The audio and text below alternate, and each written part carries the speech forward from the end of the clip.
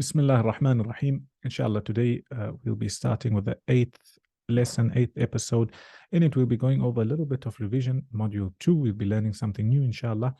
And after that, we'll move on to Module 3, bi'idhnillah. Brother Alam Gheer, we've taken a lot of revision in the first few exercises. Today, I want to do revision a little bit differently. If you can see, I'm on page number 257. And here, they told you, they're giving you all the vocabulary, okay? And they're teaching you certain things. What I don't really want to touch on the vocabulary, but I want to touch on what's known as dama'ir and verbs, etc.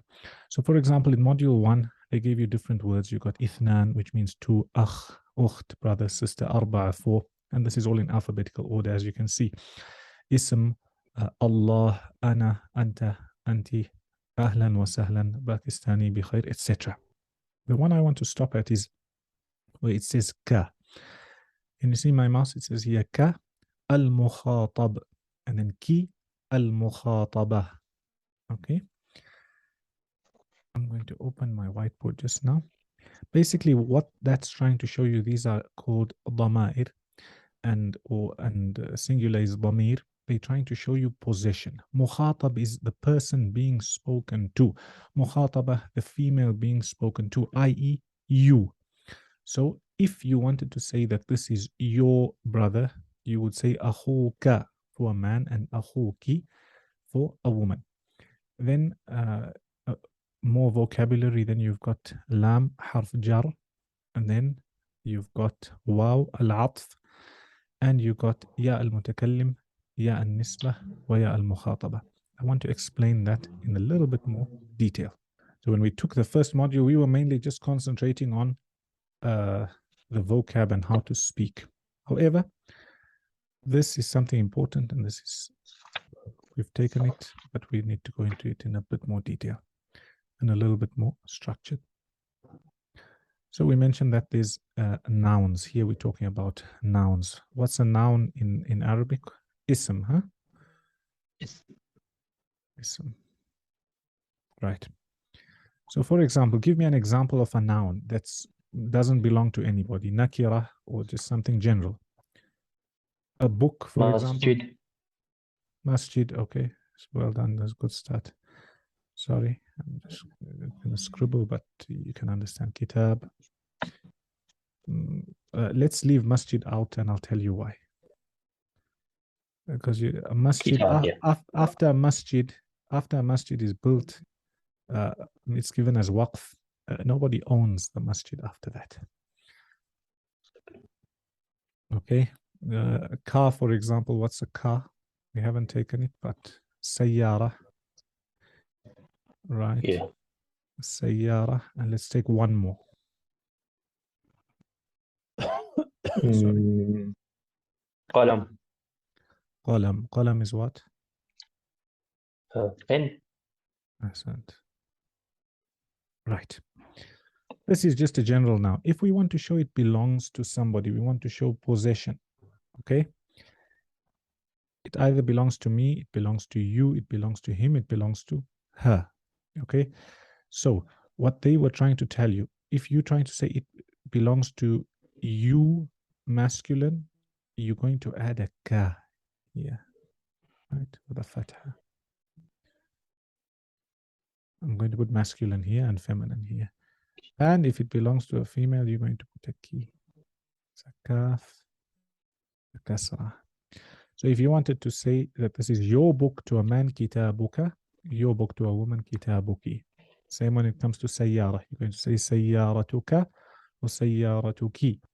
And qalam, you're going to say qalamuka or qalamuki. Is that okay?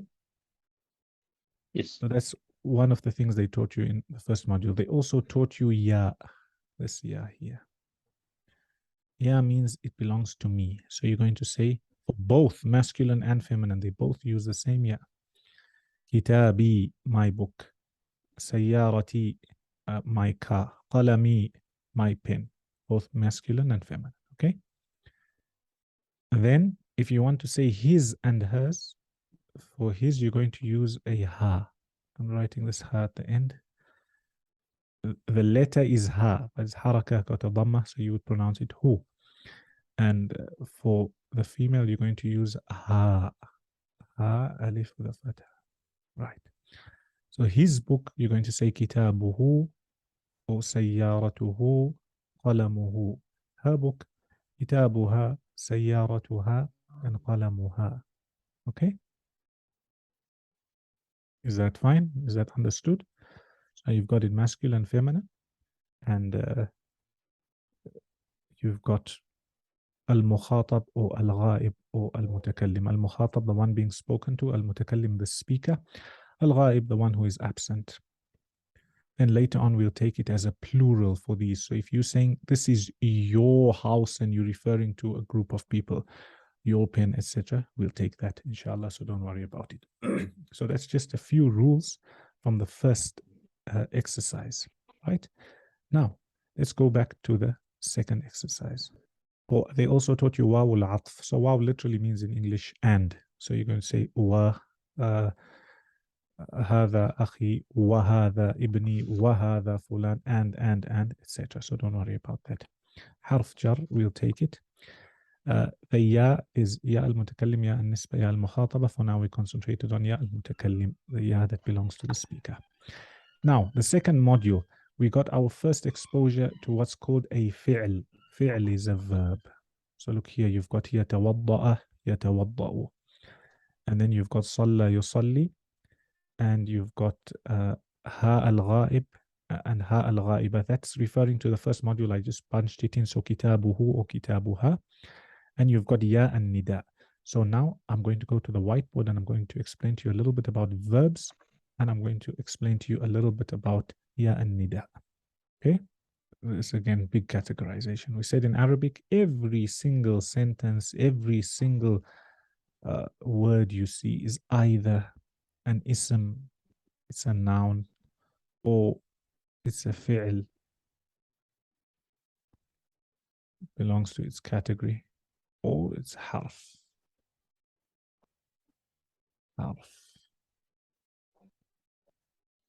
Right? And we took what's a noun. A noun, English means a name. Okay? So anything that's a name. A verb is something that's showing an action. We'll get into the Arabic definitions later on. Right now, we're not talking about this category. Okay? I'm going to put an X here. In the first module, when we first started, we were only using ism. We were only using this category. And the second module, we were also mainly using this category. However, they gave you a little bit exposure to this fi'l. Fi'l, a verb, either can be in the past tense or in the present tense, future tense, or it could be an order for somebody to do something. Okay? So you've got here past. Past. Let's know that past. You've got present. Present means somebody is doing it now or they're going to do it. Okay? Present. And you've got here, sorry, I'm going to put here present and future. Sorry. That's supposed to be future. And you've got here an order. That's the third, right? You're giving somebody an order. In the second module, they were teaching you about present tense. So don't worry about this for now. We will take it. Don't worry about this for now. We will take it. Before getting into it, the verbs in Arabic are such that they have what's called a wazn. Wazn means a weight.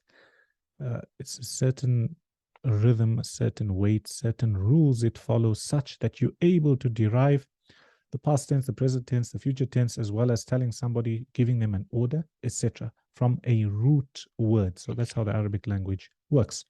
So for example, they taught us yatawadda'u. Yatawadda'u means? To perform ablution. Right? Yeah, you got yatawadda'u. Right? Now, the main thing they were trying to tell you, they're not going into rules. What they're trying to tell you, if you're using it for him, for a man, here at the beginning you put a ya, right? And if you're using it for a woman, here تتبدأ. تتوضأ. Now, notice how this ya and this ta, we're speaking about people who are absent. So it's same, it's related to the who and her. So kitabuhu means his book, right? That's to do with ism, that's in this category. And when you're saying that he's doing an action, you put the ya at the beginning. You see? It shows he's doing that action. He's making wudu. Yusalli, he's making salah. And if you're referring to a woman, if you've got a noun, you say kitabuha, her book. And if you've got a verb, you would use a ta at the beginning. Tatawadda'u. Okay? Tusalli. Okay? So for now, that's all they want you to know. They don't want you to know extra about past tense, present tense, future tense. No. So that's all I'm going to take for now. And I just want you to know that when you're using a verb and you're referring to him, put a ya at the beginning. And when it's referring to her, use a ta. Later on, we'll take when you want to say, I'm doing something, he's doing something, you doing something, either masculine or feminine, we doing something, etc. Okay? Understood? Was that clear? الحمد لله. Right. So الحمد let's لله. go to the lesson now. Let's go to module number 3. So for today, that's our revision. And it's something that it will take time to get used to. Okay? It will take time to get used to. Module 1, module 2, module 3. Module 3, we're talking about a sakan. Sakan literally means where you live, your living place, a person's living place, a residence. In this module, you're going to learn how to ask somebody about their residence, where they live. Are they living in a house, a flat, an apartment? Where is it? The type of place he's staying at, the address, searching for the house. Then you're also going to, so that's to do with your conversation. Then you're also going to learn how to ask for something, a talab. Then al-istifham. Istifham is to ask a question. You're going to learn how to ask questions. In the previous module, you learned how to ask man, who, and ma, what. Here you're going to use mada plus fi'lun mudari', the verb that's in the present or future tense. And you're also going to use or learn how to use the word kam. Kam means how much. And that's to do with the main part of this module. Then you're also going to learn about the furniture of the house, the different rooms in the house, and the days of the week. Okay? So at the beginning of the book here, this table is good to tell you what you're going to learn. At the end of the book, the table is for all the vocabulary, and it goes in alphabetical order. So it's good to benefit from them, inshallah. Did you do this exam or you didn't? Alhamdulillah, I have done it. I have done it just 3 minutes before the lecture. Inshallah, one of the days I thought I'll check I it. should send you by WhatsApp, but I thought maybe it's not Send needed. it. Send it after the lesson, Okay, inshallah. Right. I'll do it. Check. الوحدة الثالثة السكن. Here we're speaking about the house, the residence, place of living, dwelling, etc. Right. So let's go through the role play. I'll be Ahmed, you can be Hassan. Assalamu alaikum. وعليكم السلام. أين تسكن؟ أسكن في حي المطار. No, so look وأين at تسكن أنت؟ في حي المطار وذا كسرة. Yeah, the كسرة. أسكن في حي المطار. وأين that تسكن should be أنت؟ a fatha on top of the mim. مطار. Huh? Yeah. أسكن في حي المطار. وأين تسكن أنت؟ أسكن في حي الجامعة. هل تسكن في بيتي؟ في بيت.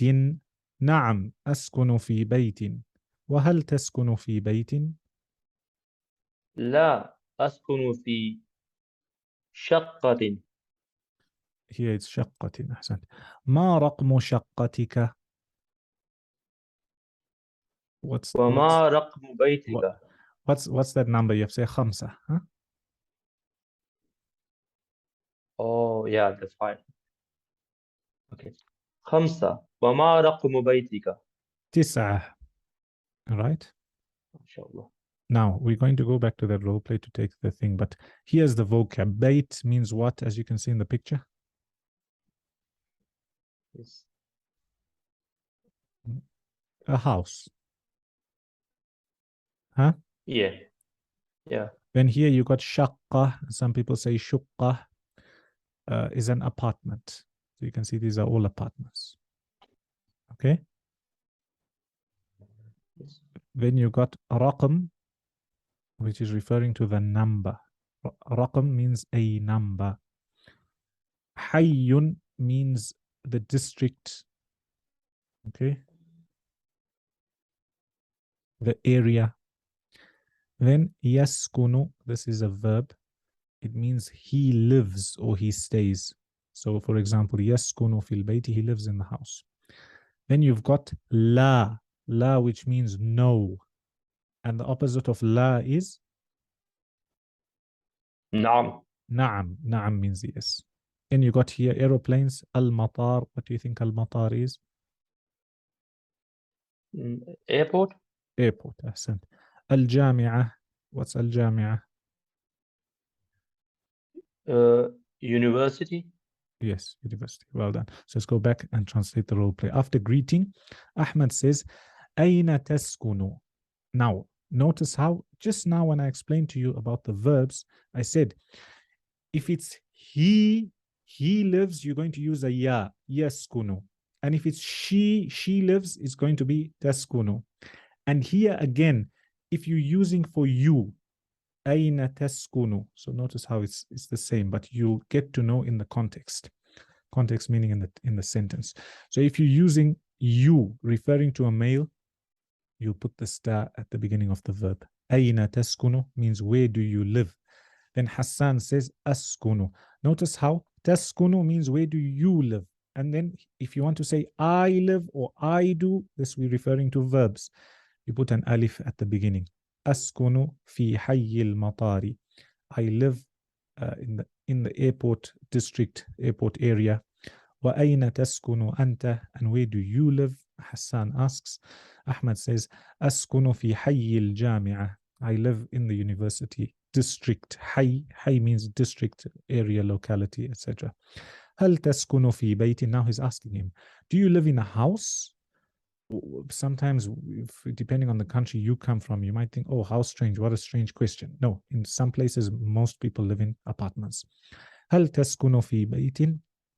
Ahmed says, نعم أسكن في بيت. Yes, I live in a house. And then he asks him the question. He says, وهل تسكن في بيت? And do you also live in a house? Hassan says, لا, no. So then where do you live? أسكن في شقة. I live in an apartment, a flat. ما رقم شقتك? What's the number of your flat? 5. It says number 5. وما رقم بيتك? What's the number of your house? i.e. your address. And then Ahmed says 9. You understood? Yeah, alhamdulillah. You understood? So now I'm going to go back to my board just now. Bayt, house, shaqqa, flat or apartment. Raqm means number. Hay means district, locality, area. Yaskunu, he lives. That's yaskunu with a ya. Askunu means I live. Taskunu means you live. Okay? La means no. Al-matar, airport. Al-jami'ah, university. Right. Then they say, صل بين الكلمة والصورة المناسبة. I want you to do this exercise. They're showing you a picture and they're telling you what is this place, and you can go back to this exercise. So what's this? Is this a house, or it's referring to the whole area? So you know that from this picture, this is a hay.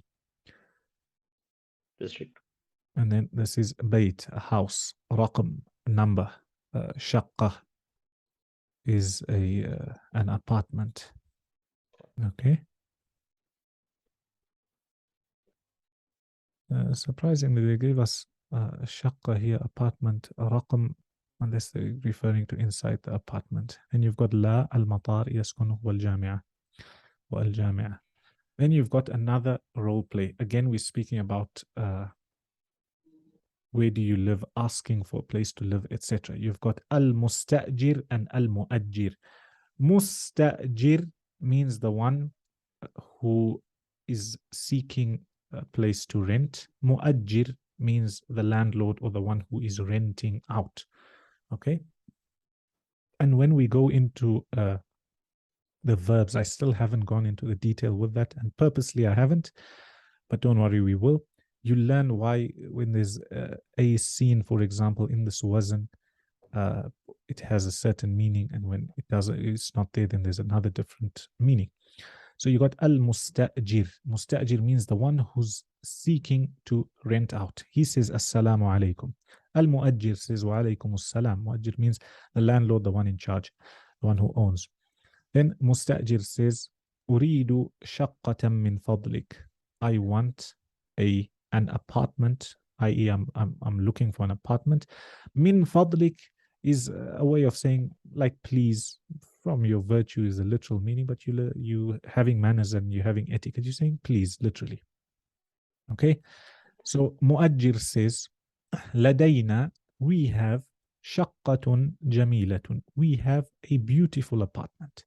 So the one seeking to rent, al-mustajir, he says kam. Notice that word kam means how many. Kam ghurfatun fi shaqqa, how many rooms in the apartment? Muajjir, he says fi shaqqati khamsu ghurafin, in the apartment we have 5 rooms. Al-mustajir fi ayyi dawrin ash-shaqqa, on which floor? Dawr means the floor. So you got ad-dawr al-awwal, for example, first floor, ad-dawr al-thani, etc. So he replies ash-shaqqatu fi ad-dawr al-khamis, the apartment is on the 5th floor. Then al-mustajir says uridu mushahadat ash-shaqqa, I want to actually see the apartment. Mushahada, to see it. So muajjir says tafaddal udkhul hadha babu ash-shaqqa, says no problem, come, enter, this is the door of the apartment. Mustajir says هذه شقة جميلة, after seeing it he says this is a beautiful apartment. Notice how as we're getting into module 3 there's a lot more vocab. Alhamdulillah. You see, now here they're trying to give you the vocab dawr. So they're telling you this is a dawr, this is a dawr, so this is a building. Dawr, means a floor. So this is a floor, this is a floor, this is a floor, this is a floor. Interestingly, when you're speaking in British English, if you say they have ground floor, and this would be the first floor, and we all use that generally. American English, and they also take it in the Middle East, there's nothing like ground floor. So this here they referred to as first floor. This here they refer to as second floor. See that? Yes. So you must always confirm. Jamila means beautiful. They've tried to give you a picture of something beautiful. Ghuraf means room. So if you look on a site plan, you know, when you're building and you need a site plan from town planning, they give you plans like this, and you've got a room here, and then there's another room here, and for example in the center there's this. So what they're trying to show you here is there's multiple rooms. Ghuraf means plural for rooms. Ghurfa, one room. Tafaddal is like come, or let's go, etc., or you enter. It's a way of getting somebody to take action, to say, right, let's do this, or let's go, let's start. Mushahada means to look or to watch or to see. Uridu means I want. Ad-dawr al-khamis, the 5th floor. Yadkhulu, he is entering. Babun, a door. Okay. Notice how module 3 is getting a little bit more, I would say, a little bit more intense. And slowly, inshallah, by the end of the book, in the next book, we don't want to speak English anymore. And that's when you truly will learn, inshallah. Inshallah. Then you've got this exercise, صل بين الكلمة والصورة المناسبة. Again, from this vocab, they're just teaching you, getting you used to what this means and what that means. And then we'll stop there, inshallah. Tomorrow we'll take this role play. But before we go, I just want to finish off explaining this to you. When we took verbs, okay, there's a way to identify the differences between a noun and a verb. We'll get into that later. For now, you're just learning as is. So if they're telling you yatawaddau is a verb, then just know yatawaddau is a verb for now. Okay? So when you got a verb, this is all we're speaking about verbs, right? Right. You got your root word. In this lesson, they taught you how to use the word alif at the beginning. So for example, alif is for the person who's speaking. So he says, uridu, I want, I intend, I need. Okay? Look at this alif. And the ta in this module, we took that it's for you. So turidu, for example, would mean you want. Taskunu, you live. Askunu, I live. Okay? So what's there? You've got an alif and a ta. Right? And the previous module, we said for the verbs, you also get a ya. This ya, the one we took, is referring to him. So for example, if you say yuridu, notice how it's all one word. Uridu, turidu, yuridu. A lot of people just learn in parrot fashion, which is not bad, but we're learning it this way. So you learn how to use the word and then you understand it. And you understand it and then you learn it, okay? So this is a ya. This is referring to him, and we took this in the previous module, okay? And then they're going to tell you, in the previous module, they also told you about her, okay? So her, so if you say she wants, it's same like the masculine word. Look, they put a ta, turidu, tusalli. So if you're telling somebody, anta tusalli, which means you are performing salah. And if you say here tusalli, the word tusalli is the same in both, but it's referring to she. She is performing salah. So notice how these words are written exactly the same, but you would only know their meaning through the context. So every verb you find, it would either start with an alif, aita, ayya, and you take later on, or a noon. Right. And a lot of people just make, in short, atayna, right? So noon, for example, it and means we. So you say nuridu, which means we want, right? And you see the noon there? It's supposed to be a noon. Yes. Right. Now, take it as a rule. Anytime you're going to see an alif or a ta or a ya or a noon, is most likely a verb. Okay? Why do I say most likely? Because some asma, some nouns may start with an alif, may start with a ta, may start with a ya, may start with a noon. However, later on, as you get more practice, you'll be able to differentiate between a noun and a verb. For now, all I want you to know is that if you want to say I'm doing something for a verb, put an alif at the beginning. And if you want to say you or she, put a ta. And if you want to say he, put a ya. And if you want to say we, then you put a noon. Okay? Is that okay? You understood? And with more practice, you'll get it, inshallah. Any questions?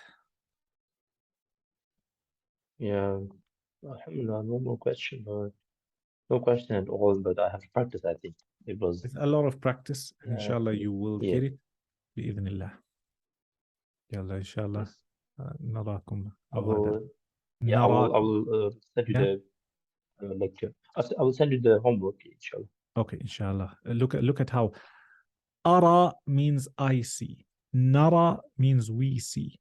And kum, you. So we see you. So generally they say نراكم على خير, means we'll see you with goodness. Or نراكم غدا, we see you tomorrow. Inshallah. يلا. Inshallah. في أمان جزاكم الله. الله خير. آمين وإياك. في أمان السلام الله. عليكم. السلام عليكم.